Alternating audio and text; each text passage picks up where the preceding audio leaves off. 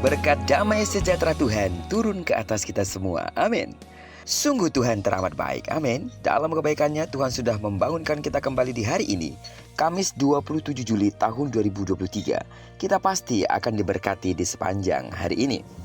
Baiklah, seperti biasa sebelum kita lebih jauh melakukan semua aktivitas kegiatan kita, mari kita sama-sama landasi hidup kita terlebih dahulu dengan mendengarkan firman Tuhan dari pembacaan Alkitab 1 hari 1 pasal, dari pembacaan 3 hari bersama surat Titus.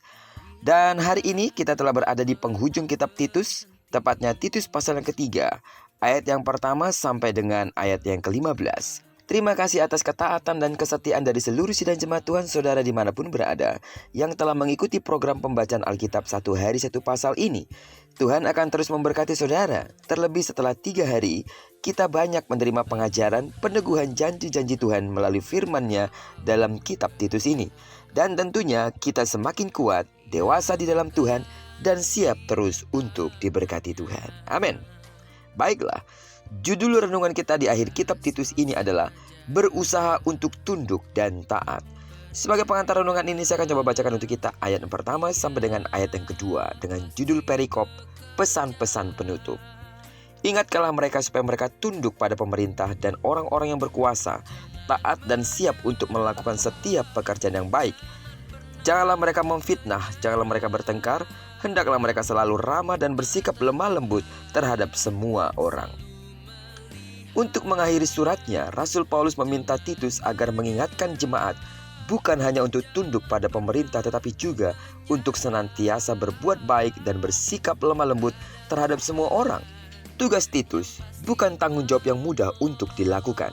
Ia harus menasehati jemaat agar berbuat baik, padahal dahulu mereka hidup dalam kejahilan, tidak taat, sesat, menuruti hawa nafsu, hidup dalam kejahatan dan kedengkian. Mereka keji dan saling membenci. Dosa yang seakan-akan mendarah daging menjadi penghalang besar bagi mereka.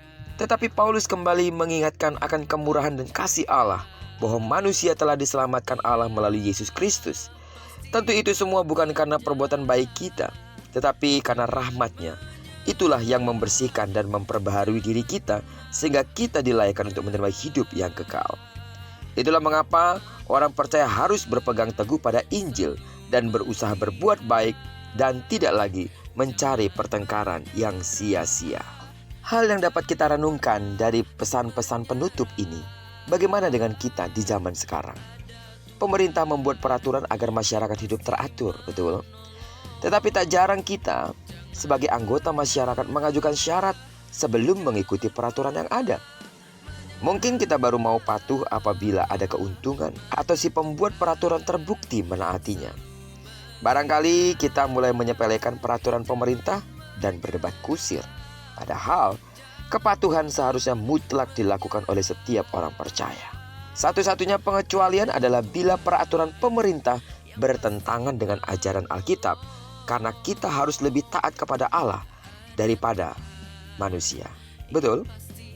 Karena itu, sebagai pengikut Kristus, kita pun hendaknya patuh pada firman-Nya dan peraturan pemerintah di dunia ini, sehingga hidup kita berbuah dan menghasilkan apa yang baik, yang berguna bagi semua orang. Dan selebihnya, kita akan menjadi berkat, menjadi garam dan terang bagi dunia yang gelap, serta kita betul-betul telah menjadi surat yang terbuka yang dapat dibaca oleh setiap orang. Doaku seluruh sidang jemaat Tuhan dimanapun saudara berada, belajarlah untuk taat dan tunduk pada setiap aturan Allah dan juga aturan pemerintah. Terpujilah nama Tuhan. Diberkatilah kita di sepanjang hari ini, digenapi firman-Nya telah berjanji bahwa apa yang dikerjakan tangan kanan dan tangan kiri kita dibuatnya berhasil. Kemanapun kaki kanan dan kaki kiri kita melangkah, percayalah di sana pasti kemuliaan Tuhan akan dinyatakan. Amin.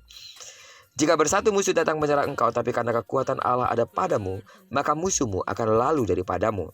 Doaku terus bagi seluruh sidang jemaat Tuhan, jika bersatu musuh datang menyerang engkau, tapi karena kekuatan dan penyertaan Allah nyata bagimu, maka musuhmu akan lalu daripadamu. Sidang jemaat Tuhan yang sakit secara fisik, jangan patah semangat, dengarkanlah. Dalam nama Yesus sembuhlah sesuai dengan takaran imanmu.